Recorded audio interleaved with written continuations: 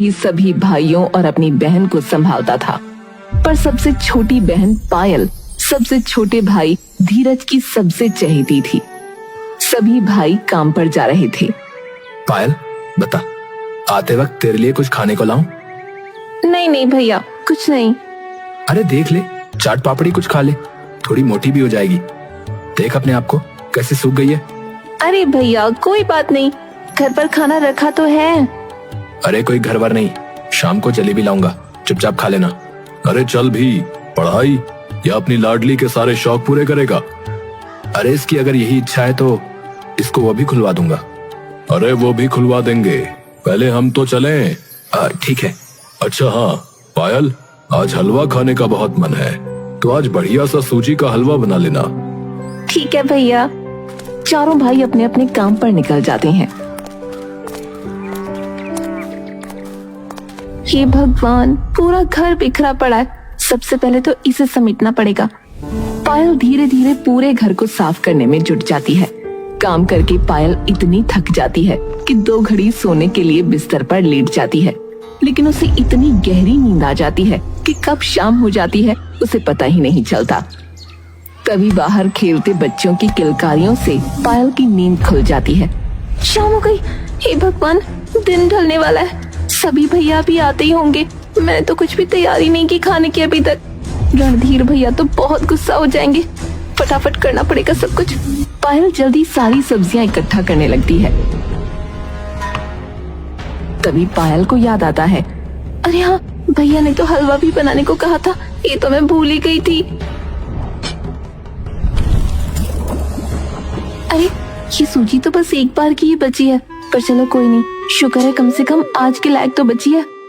पायल सूजी के हलवे को चूल्हे पर चढ़ाकर पकने के लिए रख देती है और सब्जी काटने लगती है। देर होने के कारण पायल सब्जियों को जल्दी जल्दी काटने लगती है कि तभी उसकी एक उंगली चाकू से कट जाती है और खून बहने लगता है। लेकिन जल्दी जल्दी में पहले उसका ध्यान चोट पर नहीं जाता। एक बार हलवे को घुमा देती हूँ, अच्छे से पक जाएगा। पायल हलवे को चमचे से घुमाने लगती है, लेकिन उसकी उंगली का खून चमचे से रिसकर सीधा हलवे में जा मिलता है। अरे ये क्या? तभी वो पहले चमचे की ओर देखती है और फिर अपनी उंगली की ओर। हे भगवान, ये तो मेरा खून इसके अंदर चला गया, अब क्या करूं? पायल के हाथों से चमचा छूट जाता है। पायल अपना माथा पकड़ लेती है। हे भगवान, हे भगवान, गड़बड़ी होती जा रही है। आज के एक के बाद एक मुझसे गड़बड़ क्यों हो रही है? पहले तो इतनी देर से उठी, फिर ये उंगली कटवा ली और अब हलवे के अंदर ये खून मिल गया। सभी भाई मुझ पर बहुत गुस्सा होने वाले हैं, खासकर रणधीर भैया। वो तो वैसे भी बहुत गुस्सा हो जाते हैं अगर उन्हें खाना वक्त पर ना मिले तो। अब क्या करूं? इस बार तो मुझे धीरज भैया भी नहीं बचा पाएंगे। मुझे तो बहुत डर लग रहा है, क्या करूं? तभी पायल हलवे की ओर देखती है और पहले एक चुन्नी का कपड़ा फाड़कर अपनी उंगली पर बांध लेती है और जाकर हलवे को अच्छे से मिला देती है, जिससे कि खून का रंग हलवे के अंदर मिलकर दिखना बंद हो जाता है। कोई नहीं, यही ठीक है आज के लिए, इतना तो वैसे भी कुछ नहीं हुआ, कुछ पता ही नहीं लगेगा। पायल तभी सारी सब्जी, रोटी और हलवा तैयार कर देती है। हाश, चलो सारा काम निपट गया। तभी उसके भाई अंदर आते हैं। वाह भाई, खुशबू तो बड़ी तगड़ी उठा रखी है तूने। आइए भैया। ये ले बहना, तेरे लिए जलेबियां और ये बालियां।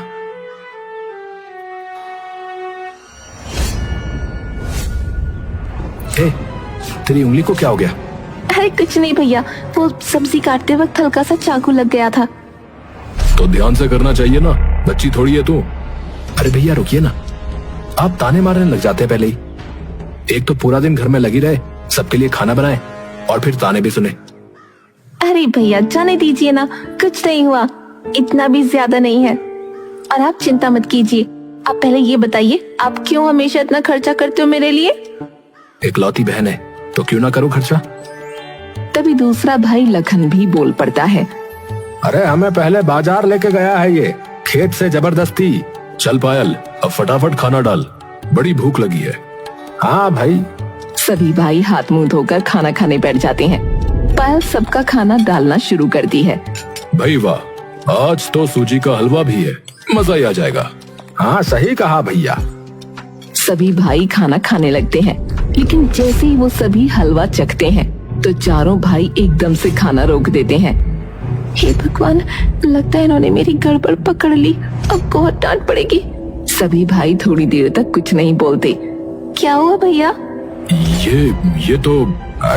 ये कैसे? ये तूने ये भैया माफ कर देना, वो मैं। अरे कमाल कमाल कमाल कर दिया पायल, इस हलवे में कौन सा जादू फूंक दिया तूने? अरे क्या बना दिया यार पायल, बहुत ही स्वादिष्ट हलवा, ऐसा क्या डाल दिया तूने? कुछ नहीं, मैंने तो वही डाला जो डालते हैं। वाह वाह वाह वाह, बहना कमाल कर दिया भाई। ये सच में तूने बनाया है? हाँ भैया। सभी भाई खुशी से बैठकर खाना खाने लगते हैं।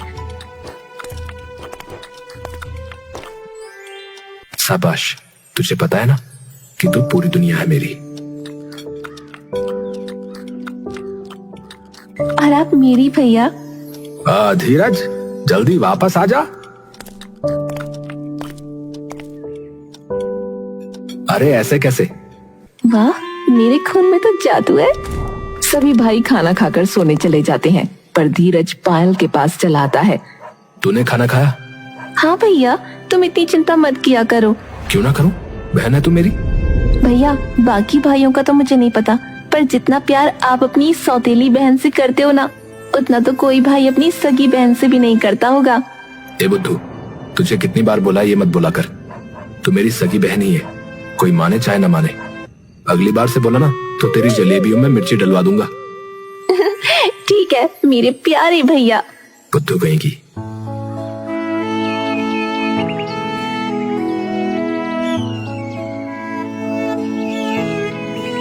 अगले दिन सुबह जाते वक्त सभी भाइयों में एक बार फिर से उस हलवे की बात छिड़ जाती है। देख, कुछ अलग तो डाला था तूने उसमें। अरे भैया, ऐसा कुछ भी नहीं था। देख, तुझे बताना पड़ेगा बहन। अरे भैया, बताया तो आपको कि वही डाला जो डालते हैं। ये ऐसे नहीं बताएगी। देख, तूने कुछ अलग तो डाला था, ये तो मुझे भी पता है, तो तुझे मेरी कसम है। अरे हाँ, अब जो है वो तो है। हे भगवान, अब तो बताना ही पड़ेगा।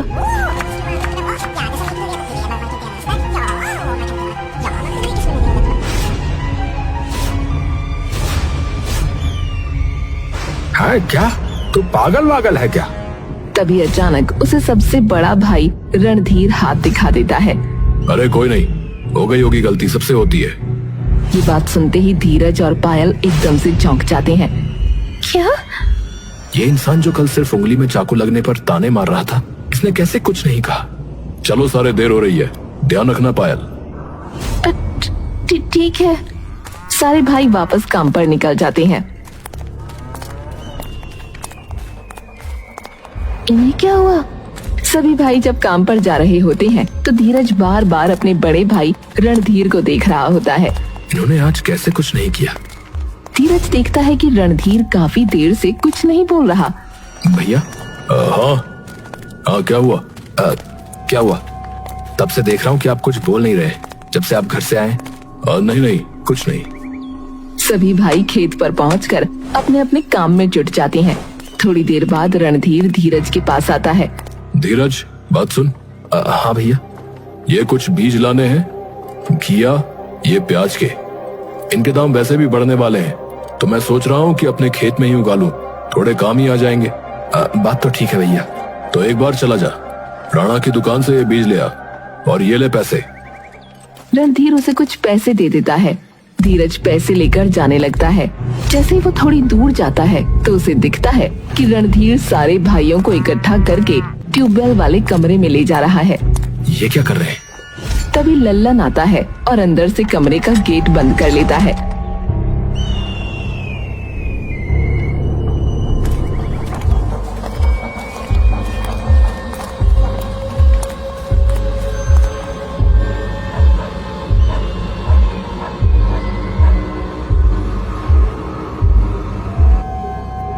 सभी भाई खाना खाने बैठ जाते हैं। तूने खाना खा लिया था ना? हाँ भैया, मैंने पहले ही खाना बना लिया है सबके लिए। शाबाश। खाना खाते वक्त कोई भी भाई कुछ नहीं बोलता। सभी चुपचाप खाना खाकर उठ जाते हैं। तभी पायल धीरज से पूछती है, भैया इन्हें क्या हो गया? कोई कुछ बोल ही नहीं रहा। मुझे भी समझ में नहीं आ रहा है, सुबह से यही चल रहा है इनका। पायल और धीरज इस बात को नजरअंदाज कर देते हैं। धीरज जैसे ही अंदर जाने लगता है तभी रणधीर उसे अंदर आने से रोक देता है। धीरज तू बाहर ही रह कुछ देर, हमें कुछ बात करनी है। हाँ, क्या हुआ भैया? अरे सारी बात बताऊं, बोला ना बाहर रह। धीरज चुपचाप बाहर जाकर पायल के साथ खड़ा हो जाता है। इन्हें क्या हो गया है? तभी थोड़ी देर में सभी भाई बाहर आते हैं। पायल कल तुझे हमारे साथ चलना है। कहाँ भैया? रिश्ता देखने जा रहे हैं तेरे लिए। धीरज ये सुनते ही चौंक जाता है। क्या? पर मुझे किसी ने कुछ बताया क्यों नहीं? अरे क्यों बताएं भाई, तू छोटा है, छोटा रहे, हमारे काम में टांग मत अड़ा। अरे पर भाई तो मैं भी हूँ। हम बड़े हैं तो हम वही करेंगे जो मैं कहूंगा। अगर मैं समझ में आया? पर भैया, अरे पूरी जिंदगी घर पर बैठा के रखेगा इसे? हम कल जा रहे हैं, बस बात खत्म। मैं, लल्लन और बिस्वा कल पायल को लेकर जाएंगे, तू घर पर ही रहेगा। पर भैया धीरज भैया को भी तो लेकर चलो, उनके बिना मैं कैसे जाऊंगी? अरे बड़े बदतमीज हो गए हैं भैया, करके ये दोनों छोटे। जो कह दिया मैंने वो कह दिया, तो बस तैयार रहना बस। सभी अंदर चले जाते हैं। भैया ये, मुझे समझ में नहीं आ रहा कि मैं क्या करूं। धीरज चुपचाप अंदर चला जाता है।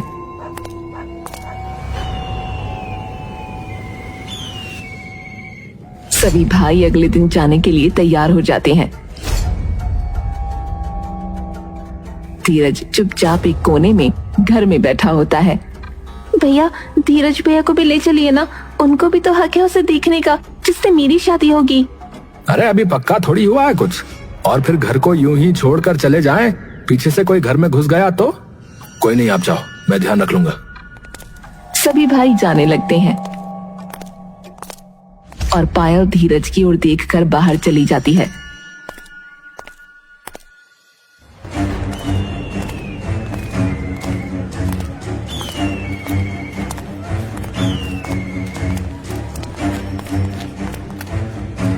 पूरा दिन ढलने को आता है और धीरज की बेचैनी अब चरम सीमा पर होती है।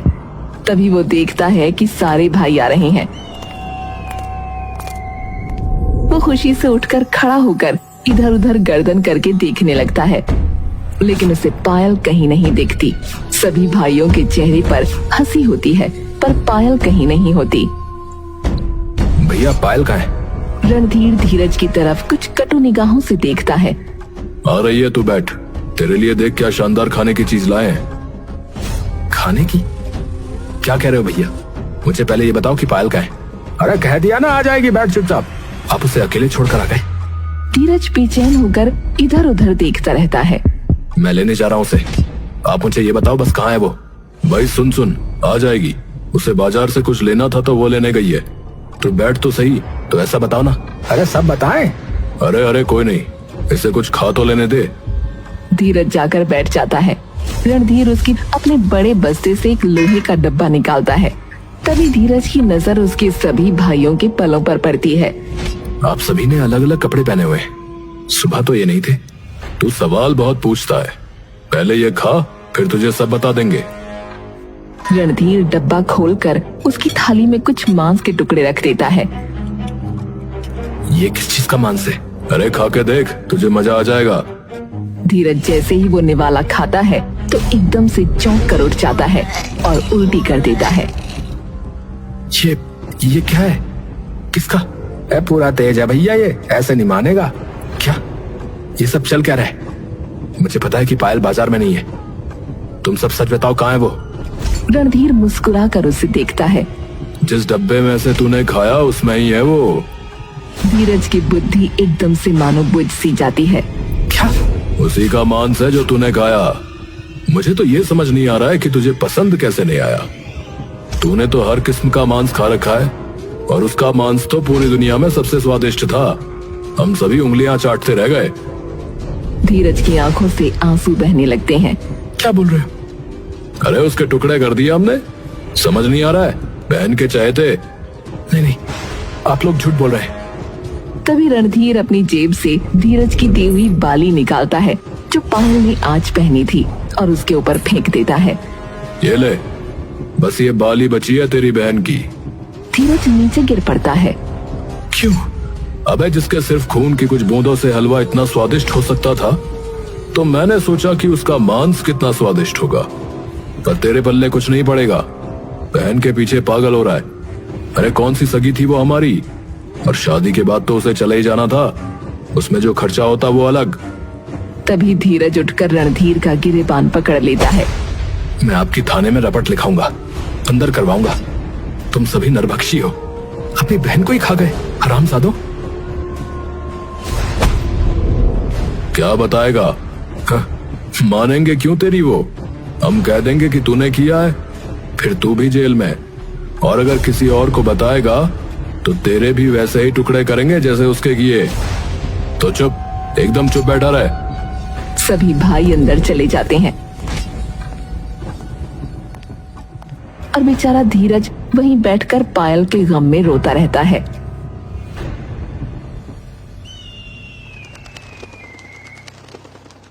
अगले दिन सभी उठकर काम पर ऐसे जाने लगते हैं जैसे कुछ हुआ ही ना हो। पड़ा रहेगा या चलेगा? घर की सफाई, खाना अब कौन बनाएगा बताओ जरा? अरे अपने आप कर लेंगे, एहसान नहीं चाहिए किसी का। सफाई के लिए किसी को पैसे देकर करवा लेंगे। सभी भाई निकल जाते हैं।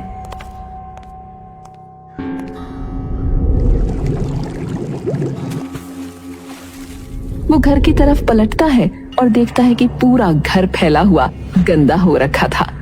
तभी वो गेट बंद करके बाहर चला जाता है।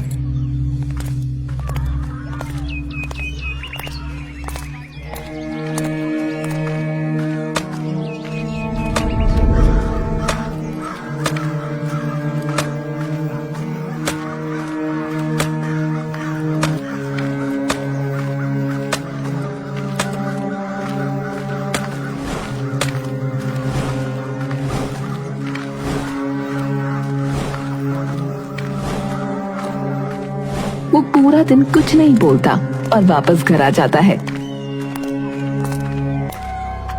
जैसे ही वो घर का दरवाजा खोलता है तो देखता है कि घर एकदम से पूरी तरह से साफ हो चुका है। ये किसने किया? सभी भाई बिना देखे अंदर आ जाते हैं। अरे चलो खाना बना दे। और कल से घर जल्दी आकर खाना तू ही बनाएगा।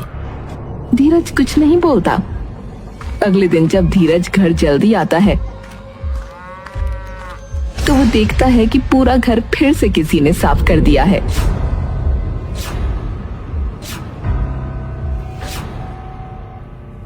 ये क्या हो रहा है? कौन आ रहा है इस घर में? अब तो पता लगाना ही पड़ेगा। धीरज अगले दिन अपने घर के किसी कोने में छुप जाता है और चुपचाप देखने लगता है कि कौन ये काम कर रहा है। तभी वो देखता है कि खिड़की में से पायल की आत्मा आती है और घर की सफाई करने लगती है। जैसे ही वो पायल का चेहरा देखता है, उसकी आंखों से बिना रुके आंसू बहने लगते हैं। धीरज बाहर निकल कर आता है। पायल, कैसे हो भैया? धीरज पायल को गले लगाने जाता है पर उसके आर पार हो जाता है। आत्मा हूँ भैया, माफ करना। धीरज पायल के सामने हाथ जोड़कर जमीन पर गिर पड़ता है। लायक नहीं हूं मैं भैया कहलाने के। तेरे साथ इतना कुछ हो गया। ये सारे भाई नरभक्षियों की तरह तुझको काट के खा गए और मैं कुछ भी नहीं कर पाया। मैं तो तेरी माफी के भी लायक नहीं हूं बहन। तुम्हारी गलती नहीं है भैया, तुम तो दुनिया के सबसे प्यारे भाई हो। कैसा भाई जो अपनी बहन को नहीं बचा पाया? कैसा भाई? थूकता हूं अपने भाई होने पर। ऐसा मत बोलो भैया, और तुम घर की चिंता मत करो, ये मैं देख लूंगी। तू अब भी हम लायक नहीं है कि तू हमारे लिए ये सब करे। उनके लिए नहीं, वो मेरे लिए मर चुके हैं, सिर्फ तुम्हारे लिए। मरना तो सजा नहीं हुई, उन्हें तो मैं पल पल तड़पाऊंगा जेल की कैद में। कैसे? लग जाएगा पता। धीरज उसी दिन गांव में रहने वाले एक बहुत बड़े तांत्रिक के पास चला जाता है, जिनके पास और भी कई रहस्यमयी ज्ञान होता है। वो बाबा जंगल की एक बहुत ही एकांत गुफा में रहते थे। धीरज उसी गुफा में बिना डरे पहुंच जाता है।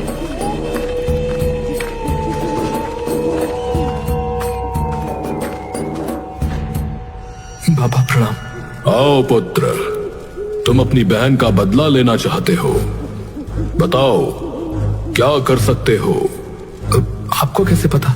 दिव्य दृष्टि पुत्र, सालों की तपस्या से, बहुत गहरे ध्यान से मैंने ये विद्याएं पाई हैं। बाबा जी, कुछ ऐसा कीजिए जिससे सभी को मेरी बहन की आत्मा दिखने लगे, ताकि वो सच्चाई बता सके सबको और उन्हें सजा दिलवा सके। मैं उसे जीवित भी कर सकता हूं पुत्र, क्योंकि उसकी अकाल मृत्यु हुई है, तो उसका ना शरीर खत्म हुआ है ना आत्मा। ये कैसे होगा बाबा जी? इसमें किसी को अपने शरीर के किसी अहम अंग की बलि देनी होगी, और उसे ये बलि देनी होगी जिससे वो सबसे अधिक प्रेम करती थी।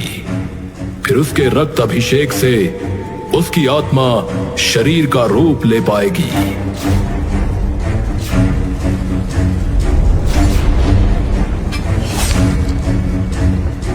ये लीजिए बाबा जी, बस मेरी बहन को ठीक कर दीजिए। पुत्र तुम यहीं लेट जाओ, हम तुम्हारे हाथ का रक्त पहले रोकेंगे और फिर हमें इस रक्त की शुद्धि करनी होगी। ओम ऐं ह्रीं क्लीं चामुंडाय विच्चे नमः। ओम ऐं ह्रीं क्लीं चामुंडाय विच्चे नमः। ओम ऐं ह्रीं क्लीं चामुंडाय विच्चे नमः। ओम ऐं ह्रीं क्लीं चामुंडाय विच्चे नमः। ओम ऐं ह्रीं क्लीं चामुंडाय विच्चे नमः। कल पूर्णिमा की रात है, तो जैसे ही दिन ढले तुम उसकी आत्मा पर यह रक्त अभिषेक कर देना। आपका बहुत बहुत धन्यवाद बाबा जी।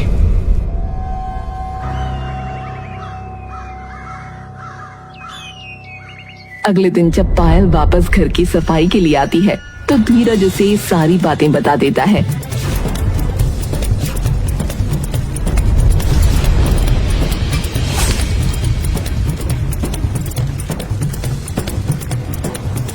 ओम ऐं ह्रीं क्लीं चामुंडाय विच्चे नमः।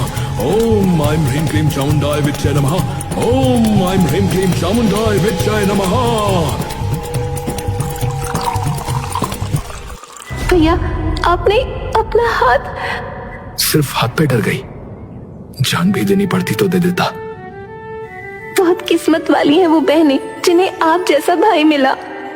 अभी तो मेरा मन सिर्फ तुझे अपने सीने से लगाने का है रे। दिन ढलते ही रोज जल से पायल की आत्मा का अभिषेक करता है, और देखते ही देखते उसकी आत्मा फिर से अपने शारीरिक रूप में वापस आ जाती है। भैया, भैया।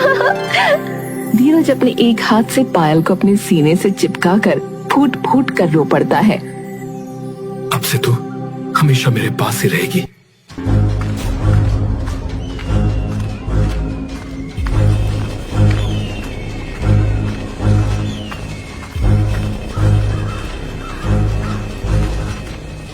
धीरज थोड़ी देर बाद सरपंच से कहकर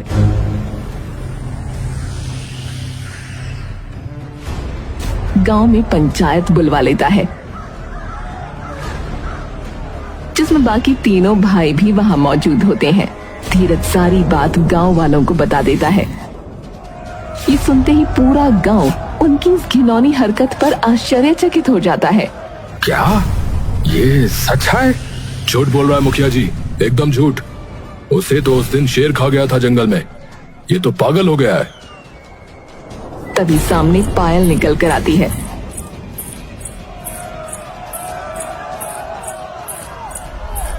ये देखते ही सभी भाइयों के पैरों तले जमीन खिसक जाती है। ये कैसे वापस? इसे तो हमने खा लिया था ना। रणधीर उसे गुस्से से देखता है। अरे चुप चुप। मतलब ठीक बात है। गांव वालों, पकड़ो इन्हें और इन्हें फांसी से लटका दो, तीनों भाइयों को। नहीं सरपंच जी, इन्हें सिर्फ पुलिस के हवाले कर दीजिए। मरते कैसे देख लो, है तो मेरे भाई ही। अरे डूब मरो तुम तीनों, डूब मरो। ऐसी देवी जैसी बहन के साथ ये सलूक किया तुमने। अरे पुलिस को बुलाओ भाई। बहन की ये बात सुनकर तीनों भाई बिखर जाते हैं। अब हम मरने के ही लायक हैं, तुम मर जाने दो बहन। बिल्कुल नहीं, अब इसी व्यथा में अपना जीवन काटो, यही है तुम्हारी सजा। हो सके तो माफ कर देना।